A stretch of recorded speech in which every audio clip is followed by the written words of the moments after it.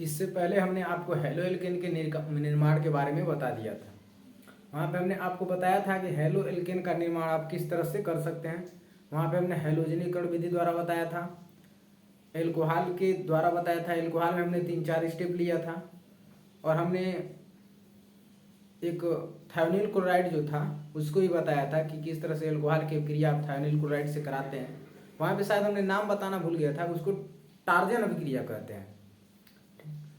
और वहाँ पे हमने एक आपको और बताया था एल्कीन के द्वारा किस तरह से आप हेलो एल्कीन का निर्माण कर सकते हैं। आज हम लोग समझ रहे हैं कि जो हमने हेलो एल्कीन का निर्माण किया है, हेलो एल्कीन मतलब CH3Cl या RX जिसको बोलते हैं, उसका जो हमने निर्माण किया है उसकी रासायनिक अभिक्रिया को देखते हैं कि उसको अगर किसी दूसरे के साथ रिएक्शन कराते हैं तब वो किस प्रकार से रिएक्शन करता है। तो आज हम लोग समझेंगे हेलो एल्केन की रासायनिक अभिक्रिया को। हमारा है हेलो एल्केन की रासायनिक अभिक्रिया।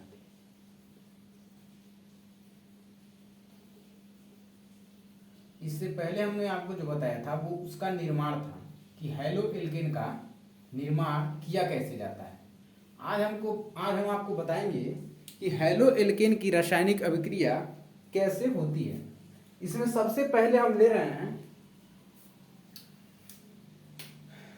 जिसको हम कहते हैं नाभिक रागी प्रतिस्थापन अभिक्रिया। क्या है हमारा? नाभिक रागी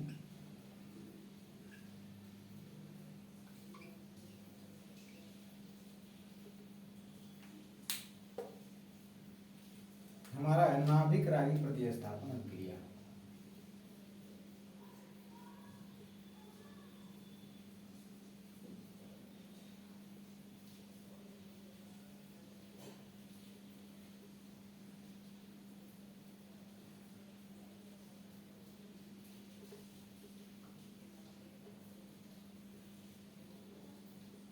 इसको इंग्लिश में हम क्या कहते हैं? Nucleophile substitution reaction. क्या होता है? Nucleophile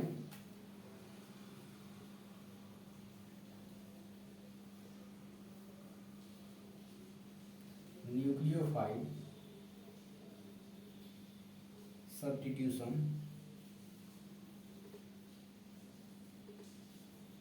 reaction. ये न्यूक्लियोफाइल क्या होता है इसको समझिएगा। ये जो हमारा शब्द है न्यूक्लियोफाइल, इसका मतलब क्या होता है? जैसे आपने सुना होगा बेब्लियोफाइल। बेब्लियोफाइल मतलब क्या होता है? जो लोग पुस्तकों से ज्यादा प्रेम करते हैं उनको बेब्लियोफाइल कहा जाता है। तो न्यूक्लियोफाइल क्या होगा? जो एलिमेंट्स न्यूक्लियस से ज्यादा प्रेम करता है वो एलिमेंट्स न्यूक्लियोफाइल कहलाता है। जैसे अगर हम बात करें न्यूक्लियोफाइल की, अगर हम बात करें न्यूक्लियोफाइल की, तो न्यूक्लियोफाइल आपका है फ्लोरीन, क्लोरीन, ब्रोमीन, OH-। ये जितने भी हमारे पास एलिमेंट्स हैं ये सारे के सारे न्यूक्लियोफाइल हैं। ये किसी ग्रुप के जो हमारे पास जो भी हम ग्रुप ले रहे हैं, जैसे मान लीजिए CH3Cl हो गया, इसमें अगर हम CH3 में जो हमारे पास सेंट्रल एटम है कार्बन, वहाँ पे सेंटर के रूप में जो हमारा कार्बन है, अगर उसकी हम बात करें तो अगर वो कार्ब धनायन होगा तो इसमें से कोई ना कोई बहुत तेजी के साथ उसके साथ जाके रिएक्शन करता है। अभी हम आपको आगे बताएंगे। कहने का मतलब है कि जो न्यूक्लियोफाइल होता है, ये न्यूक्लियोफाइल बहुत ही तेजी के साथ किसी न्यूक्लियस से रिएक्शन करता है।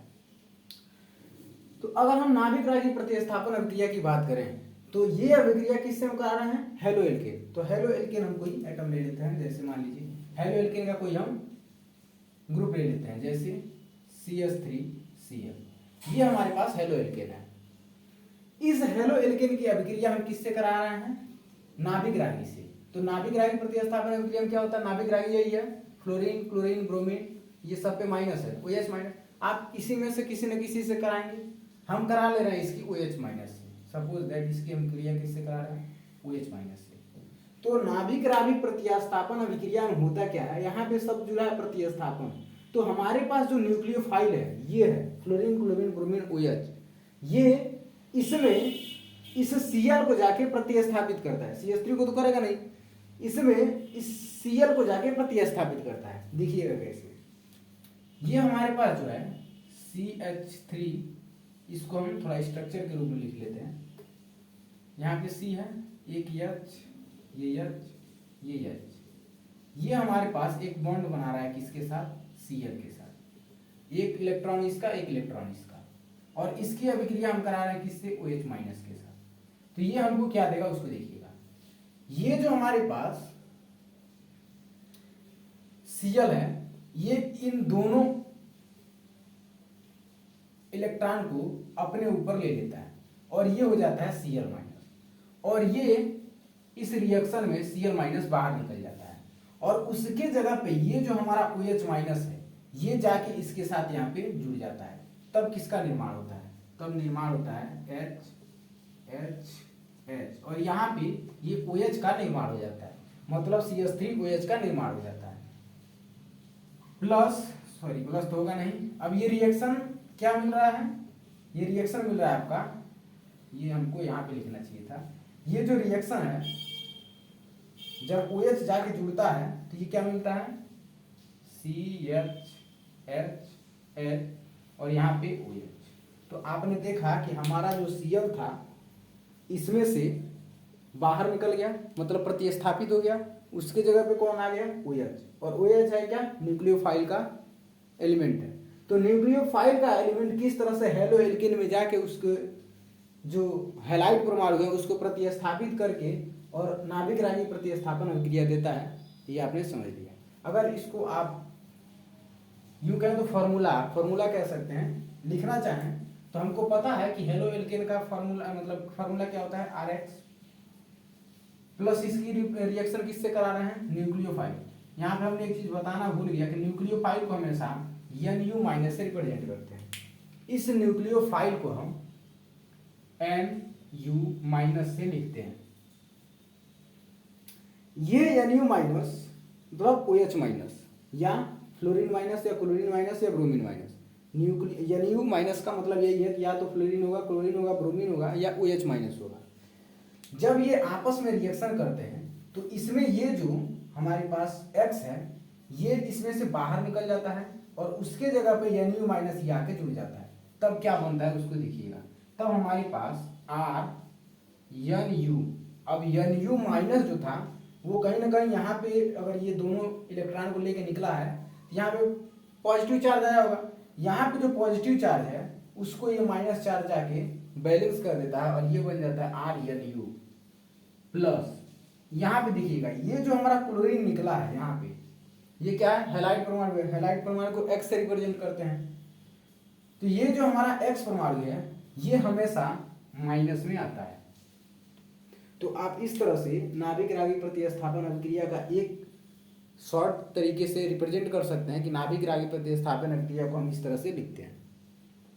अब ये जो हमारा रिएक्शन है नाभिक रागी प्रतिस्थापन अभिक्रिया ये दो तरीके से होता है, एक SN1 होता है और एक SN2 होता है। SN1 अभिक्रिया क्या होती है कि वहाँ पे हमारे पास एक मॉलिक्यूल से रिएक्शन होता है और SN2 अभिक्रिया में हमारे पास द्विअणुक, मतलब वहाँ पे हमारे पास जो मॉलिक्यूल होते हैं वो दो होते हैं। कैसे, अब उसको समझते हैं। तो आगे हम नाभिक रागी प्रतिस्थापन अभिक्रिया को दो भागों में बांट सकते हैं, एक SN1 अभिक्रिया, एक SN2 अभिक्रिया। अब हम उसको समझते हैं। यहाँ पे आप समझ गए होंगे।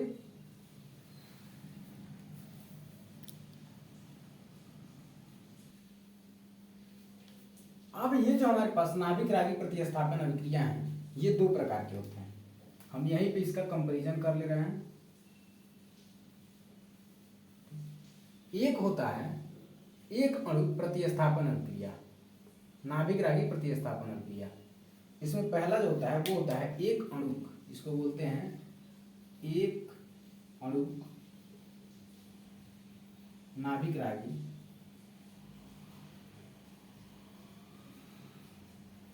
प्रतिस्थापन अभिक्रिया।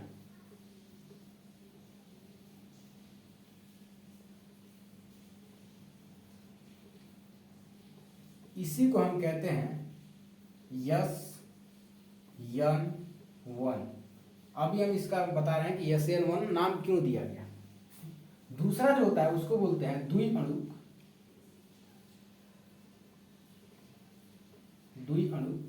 नाभिक रागी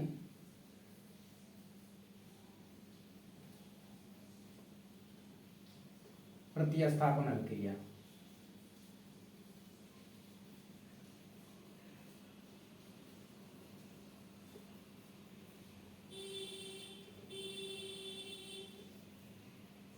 ठीक, इसी को कहते हैं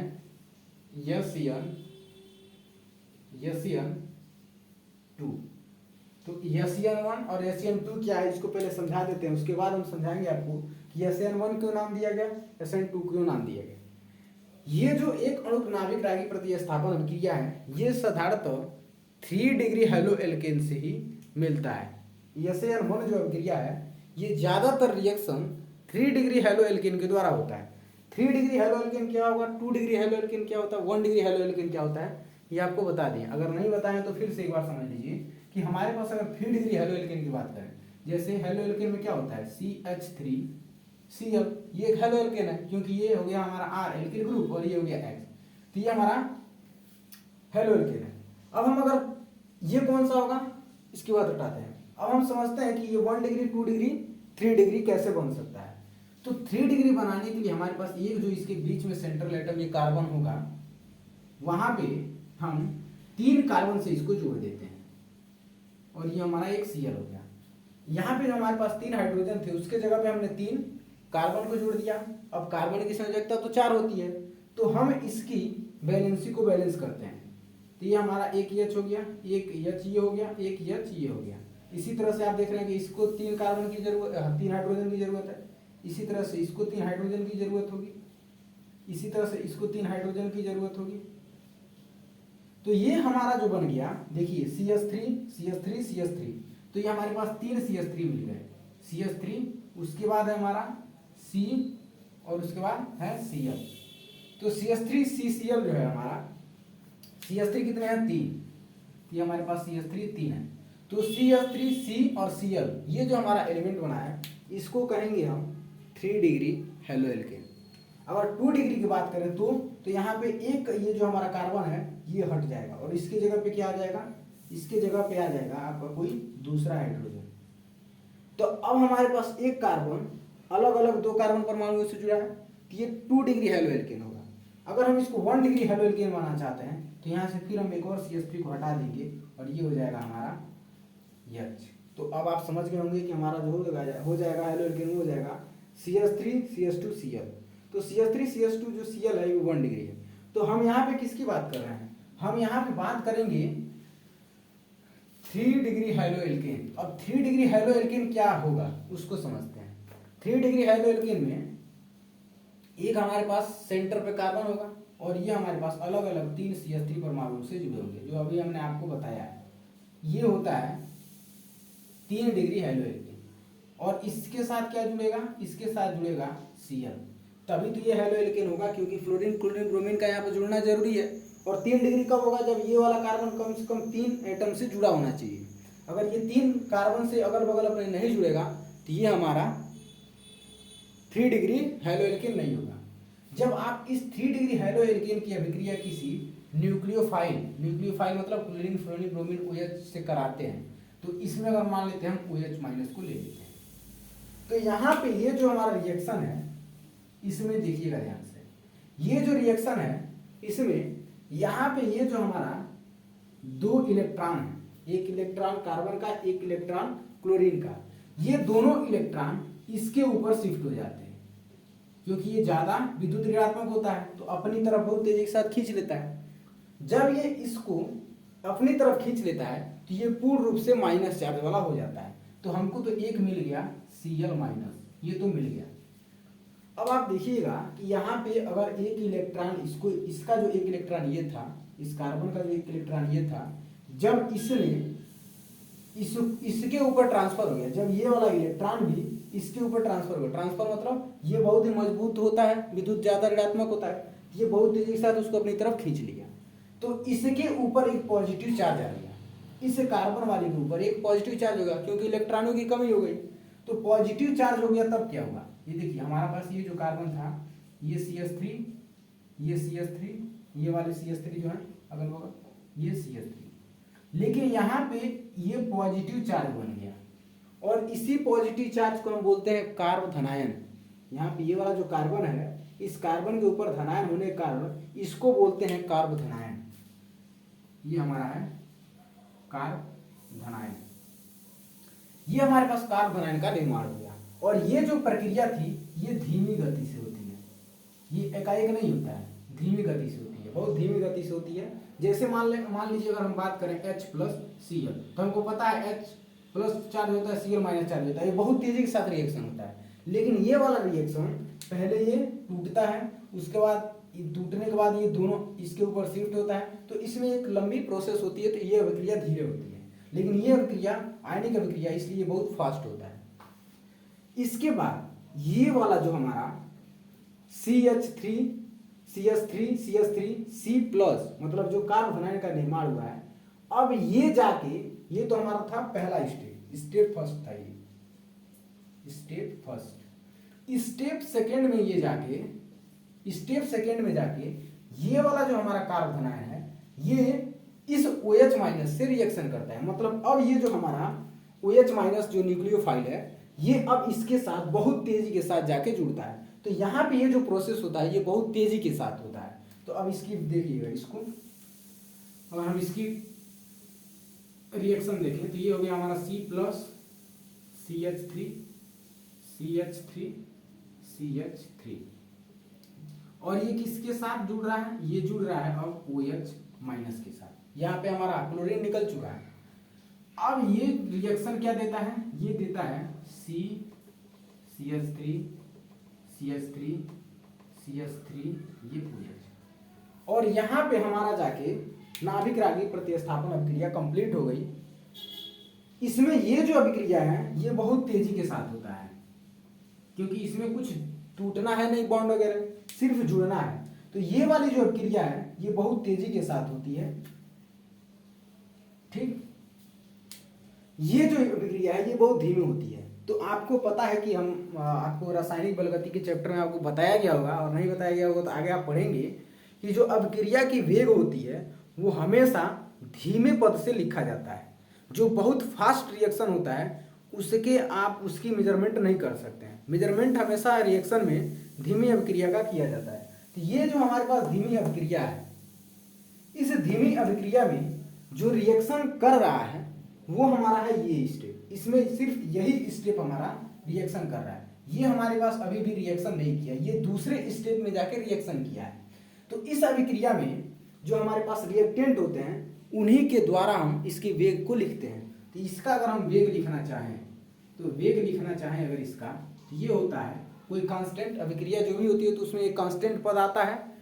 तो कांस्टेंट पद हम कोई के ले लेते हैं और अभिक्रिया हम लिख कैसे रहे हैं, हम अभिक्रिया लिख रहे हैं पहले स्टेप में इसके रिएक्टेंट से। तो रिएक्टेंट के रूप में क्या होगा, ये हम आप इसको डायरेक्ट आप इसको RX में लिख सकते हैं क्योंकि CH3 हमारा जो CH3 CCl है ये एक हेलो एल्केन है। तो हेलो एल्केन को हम RX से लिखते हैं। हेलो एल्केन जो होता है हमारा वो RX होता है। तो आप चाहें तो यहाँ पर डायरेक्ट RX भी लिख सकते हैं, चाहे तो आप RX भी लिख सकते हैं, या आप चाहें तो यहाँ पे आप इसका पूरा नाम लिख सकते हैं, लेकिन हम RX लिख दे रहे हैं, हमने RX लिख दिया।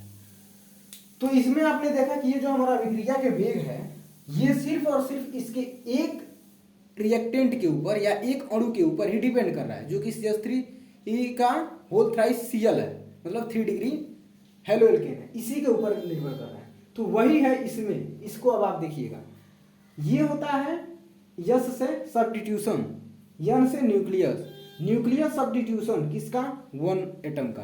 तो एक एटम का जो न्यूक्लियस सब्स्टिट्यूशन होता है, एक एटम ये जो हमारा एक एटम का जो न्यूक्लियस सब्स्टिट्यूशन आप ये देख रहे हैं अंत में ये जो हमको मिला है, इसी को हम कहते हैं SN1 अभिक्रिया। ठीक, अब हम चलते हैं SN2 अभिक्रिया की तरफ। SN2 अभिक्रिया ज्यादातर जो होता है वो 1 डिग्री हेलो एल्केन के द्वारा ही होता है। 1 डिग्री हेलो एल्केन में क्या होगा, हमारे पास एक जो कार्बन होगा हेलो एल्केन का, एक कार्बन किसी दूसरे कार्बन से अटैच होगा। जैसे अगर हम बात करें, ये हमारे पास एक C है और यहाँ पे एक H हो गया, यहाँ पे एक H होगा, ये हम ले लेते हैं CH3 को, ये हम बात कर लेते हैं इसकी। ये हमारा हो गया CH3, ये हमारा H हो गया, और यहाँ पे हमारा एक Cl हो गया। तो ये हमारा होगा 1 degree halo alkane. 1 degree hello, ये CH3 को आप यहाँ पे भी लगा सकते हैं, यहाँ पे भी लगा सकते हैं, लेकिन ये जो कार्बन है किसी ना किसी एक कार्बन से जुड़ा होगा, तो ये जो हमारा होगा ये होगा 1 डिग्री हेलो एल्केन। और SN2 अभिक्रिया ज्यादातर 1 डिग्री हेलो एल्केन के द्वारा ही कंप्लीट होता है। अब अगर आप इसकी अभिक्रिया, और यहाँ पे एक चीज ध्यान रखिए, ये जो हमारा कार्बोधनायन बना है, ये जो होता है ये मध्यवर्ती स्टेप होता है, इसको हम बोलते हैं मध्यवर्ती, ये होता है मध्यवर्ती। और ये जो हमारी अभिक्रिया है जो हमने 1 डिग्री हेलो एल्केन के लिया है, जब इसको हम किसी नाभिक रागी से रिएक्शन कराते हैं, नाभिक रागी में हम फिर से OH माइनस ले लेते हैं, जब हम इसको OH माइनस के साथ रिएक्शन कराते हैं तो ये अभिक्रिया कैसे कंप्लीट होती है उसको देखिएगा। इसमें ये जो OH माइनस है ये इसके पीछे से इस पे जाके अटैक करता है, इसको बोल देते हैं हम पश्च अभिक्रिया, पश्च अभिक्रिया। इसमें ये जो OH माइनस है ये इसके पीछे से जाके जुड़ना चाहता है, तो जब ये इसके पीछे से जुड़ना चाहेगा तब क्या होगा, तो ये हमारे पास ये जो रिएक्शन है ये H, ये CH3 है, और यहाँ पे ये जो Cl है, इसमें होता क्या है कि जैसे ही H पीछे से जाके जुड़ना चाहता है, ये मान लीजिए OH माइनस है, ये जाके इस पे धीरे धीरे जुड़ना चाह रहा है, तो इसमें से चूंकि हमारे पास जो कार्बन की वैलेंसी होती है 4 होती है, तो यहाँ पे बॉन्ड नहीं है, तो 1 2 3 4 तो है, लेकिन एक और जुड़ना चाह रहा है, ये बॉन्ड 5 हो जाएगा, लेकिन हमारे पास इसकी जो संयोजकता होती है वो सिर्फ 4 ही होती है, तो ये हमारे पास इसमें किसी न किसी एक को निकलना पड़ेगा। तो निकलता कौन है, अभी हमने आपको वहाँ पे शुरू में ही आपको इसका जो स्टेप बताया था, फॉर्मूला बताया था, वहाँ बताया था कि हैलाइड ग्रुप निकलता है, X माइनस निकलता है, तो इसमें हैलाइड ग्रुप Cl है, तो ये Cl जो होता है वो धीरे धीरे इसमें से निकलना शुरू कर देता है, ये जो धीरे धीरे इसमें से निकलना शुरू कर देता है। जब ये इसमें से निकल जाता है तो ये बच जाता है सिर्फ वही CH3 CH2 और OH बच जाता है, ये जो होता है ये रिएक्शन देता है CH3, या आप इसी तरह से फॉर्मूले में लिख लीजिए CH CH3 और ये H हो गया प्लस Cl माइनस बाहर निकल गया। तो ये जो हमारा देख रहे हैं यहाँ पे ये वाला इस और ये वाला, यही वो प्रोडक्ट है जो कि नाभिक रागी प्रतिस्थापन अभिक्रिया में SN1 और SN2 में प्राप्त होता है। बात करते हैं ये जो स्टेप है इसको हम बोलते हैं संक्रमण अवस्था या ट्रांजिशन स्टेप, ये जो होता है इसको बोलते हैं संक्रमण अवस्था।